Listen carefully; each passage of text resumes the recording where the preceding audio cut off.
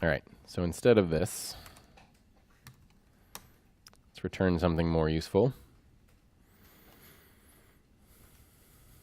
Let's see here.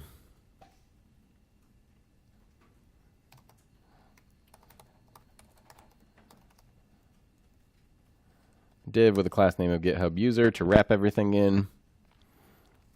First thing is the avatar, right? So we got the picture. And that source is equal to the avatar URL property on our user in state, right? This .state.user.avatar URL. Alt.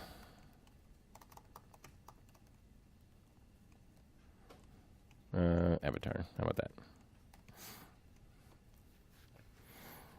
Now we got a lot of things to list here. So we've got avatar URL, their HTML URL, how many followers they have, how many people they're following, their location.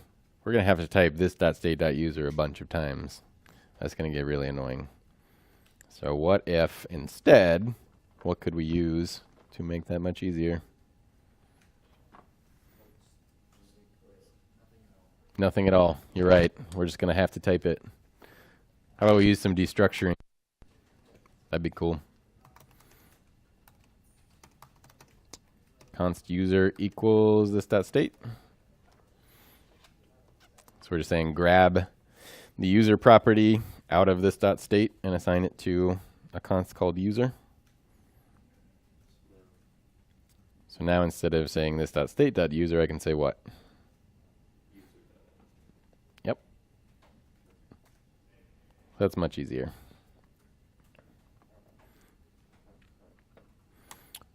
So now we've got an H2. Let's put their actual login name there. So user.login. Then we can have followers is user.followers.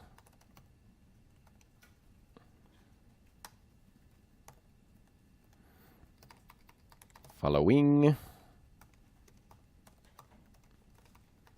is user.following.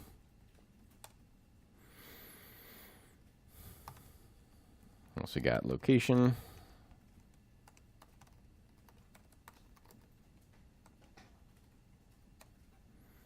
And last but not least, an A tag that links to their GitHub page, which is user.html_URL. Also, let's do target equals underscore. Anybody know what that does?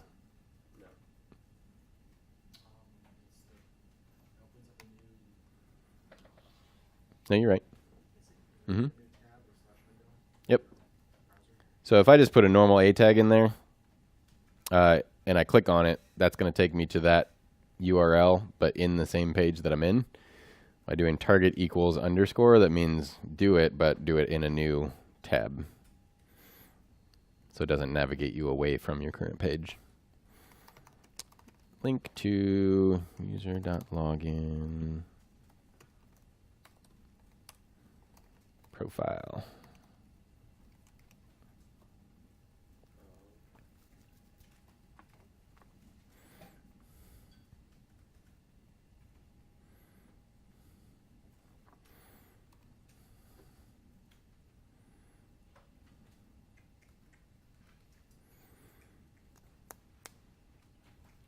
Let's also get rid of this console log. We don't need that anymore.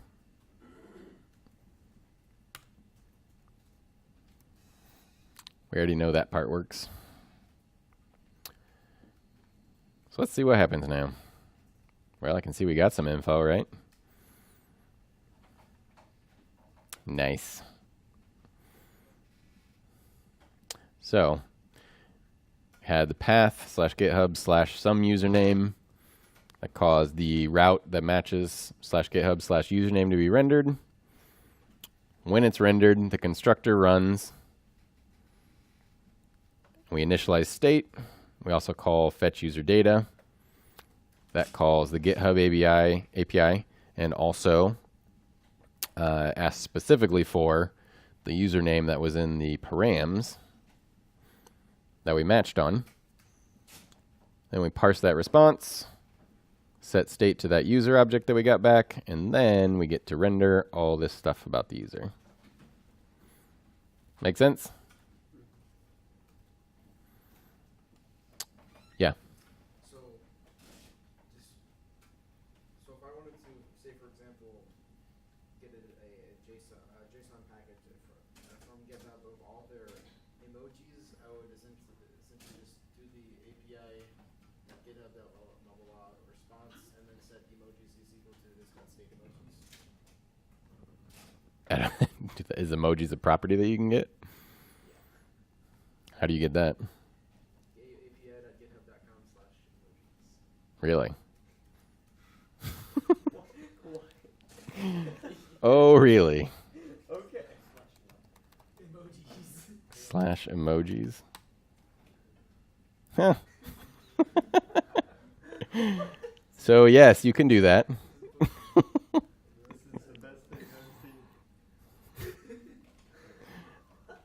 That's quite interesting.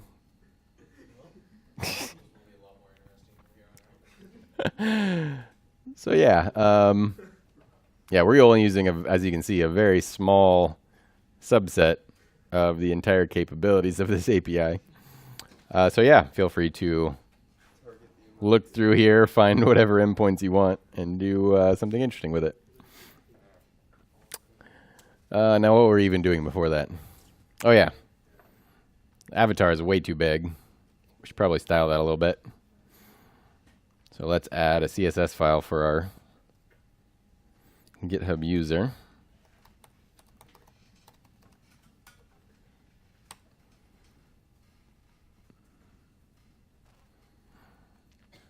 And just a couple quick rules. GitHub user, so any image, it is a child of something with a class of GitHub user.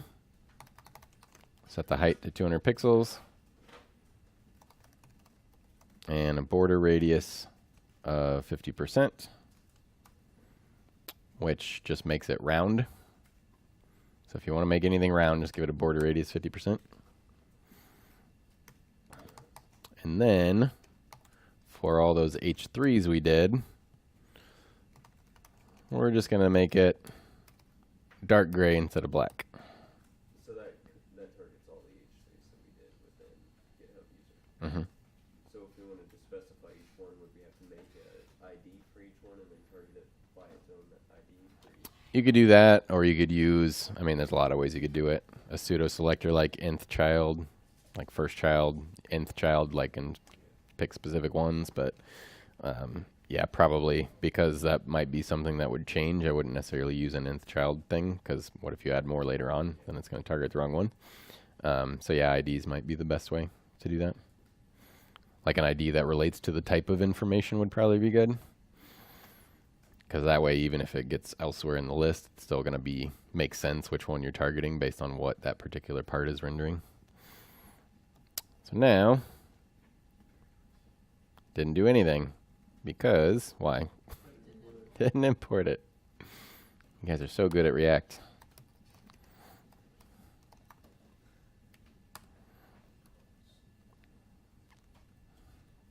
There we go. So you can see the login's still normal color, but then these are kind of gray a little bit. It's nice. Chris, what's your username? Seabird34 with a capital C. So let's look up Chris. Doesn't do it. Why doesn't it do it? Our URL changed.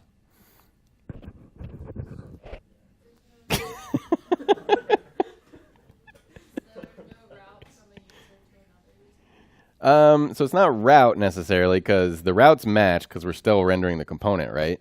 If we quit matching, then we would no longer be rendering the component.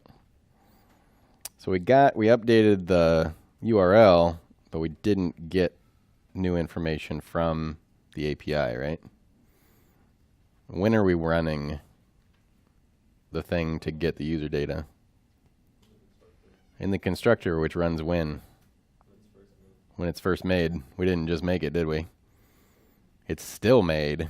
We still match, right? Even though it's a different thing. So it's not rerunning the constructor because it already exists. So it's not getting new user data. So it's still fine to call it in the constructor because we definitely want to do that as soon as it loads, but we also need to call it when our URL changes, right? So how might we know if the URL changed? Do we know any other lifecycle methods that we might have used in the past? Yeah. Something like on update or something like that. That could work. There's another one we've already used.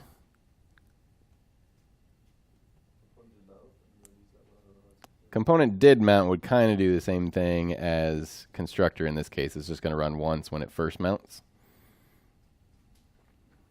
We've used it a couple times now.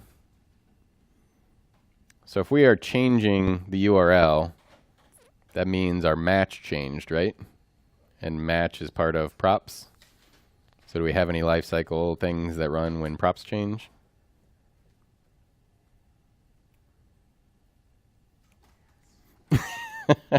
The answer is yes.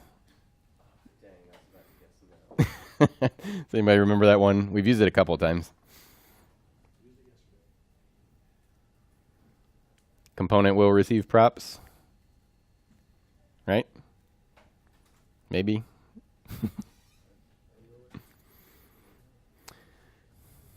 What did we use that for yesterday? In the note form component to notice that the ID of the... Oh yeah, that's what it was. So remember when we clicked on a note in the sidebar that changed the current node ID, and that was a prop that got passed down to note form. So we were watching for that to change, so we were using component will receive props to check if the props had changed or if that specific prop had changed, and then get the actual node out of the notes, right? So let's use that. Component will receive props. And that gets an argument of next props, right? The props we're going to get.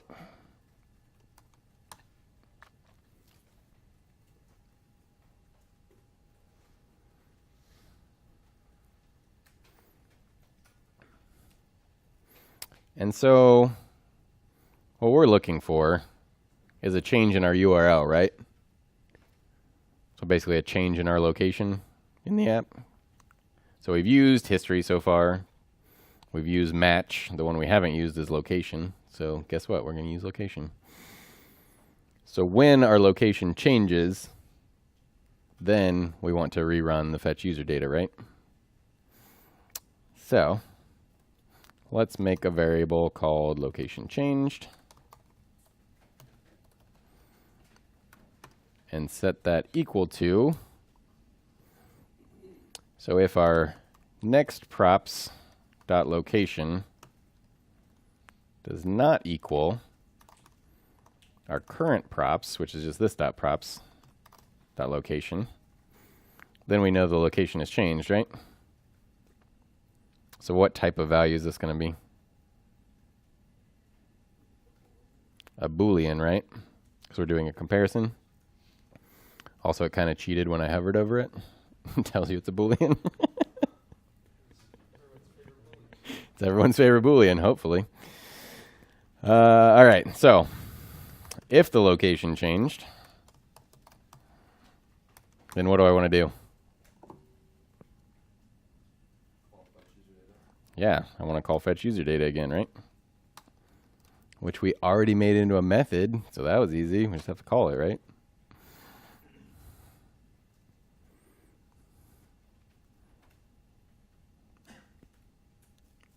All right, let's see what happens. Uh-oh. Not good things. We have more people in this class. We've hit the rate limit. We're now getting a 403 forbidden from the GitHub API.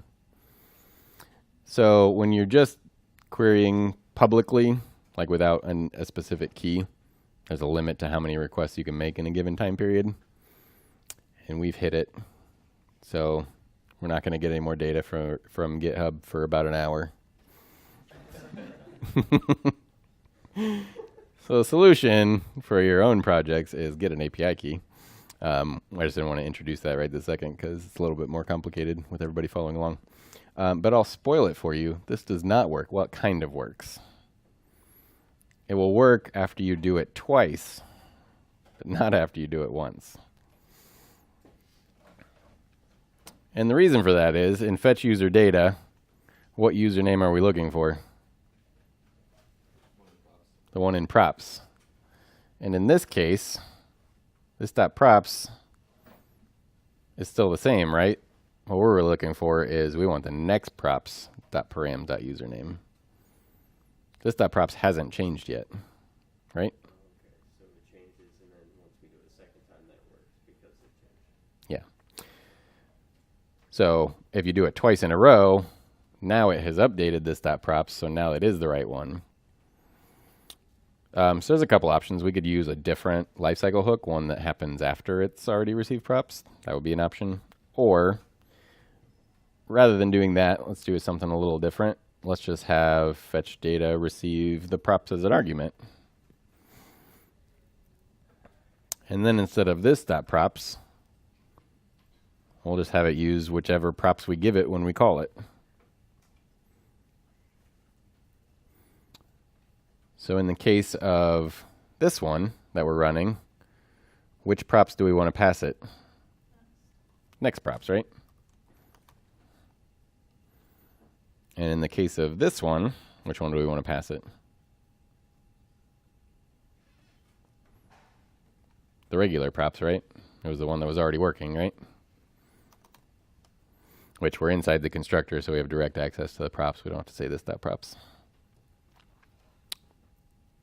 So that way, we are passing whichever the correct version of props is, based on where we're at, to here, and then it can just find the username based on the matched up params of that. Make sense? Cool. One more commit. Let's see. Oh, I did two things there. Should have committed one more time. That was adding the markup.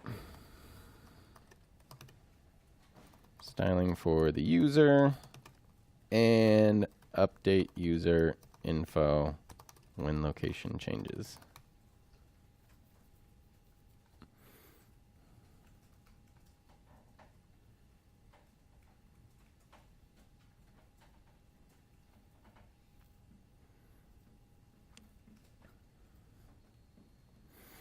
All right, does anybody have any questions about anything we've done so far?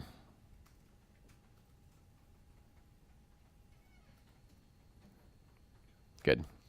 So, just a quick recap of what we've done so far. So, we added a place for all our nav links. Right now we just have one nav link that goes to /GitHub. We have our switch, so as we add more routes, we'll be able to add more things to it, and it can only match one at a time. We added a path for /GitHub, which our nav link links to. When it matches that, it's going to render the GitHub component. If it doesn't match anything else in the switch, then it's going to go to this default route. That's just going to be a paragraph that tells you how to do stuff, to click on one of the links. When we render the GitHub component, it renders this form. The form is tied to our state. So we put the name in, our state updates. When we submit, that pushes a new piece of history on there, changing our URL. Once the URL changes, then it matches this path, and then we'll render the GitHub user. The GitHub user runs the constructor, sets up our initial state, calls fetch user data, asks the GitHub API for some info, parses the response, sets the state to the user we get back, and then renders that out. And then also, whenever it changes, we're going to check to see if what changed was the location.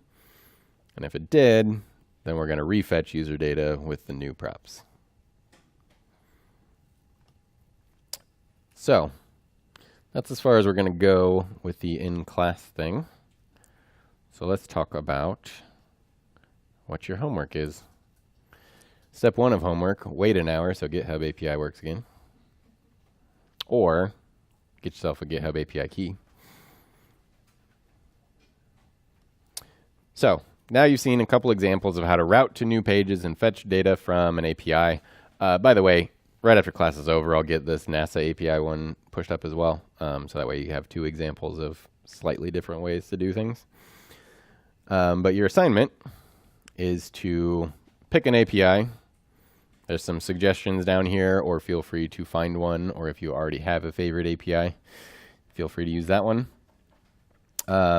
Make a new route, so add a nav link, add a new route to that switch statement so that it'll render another component when you match it.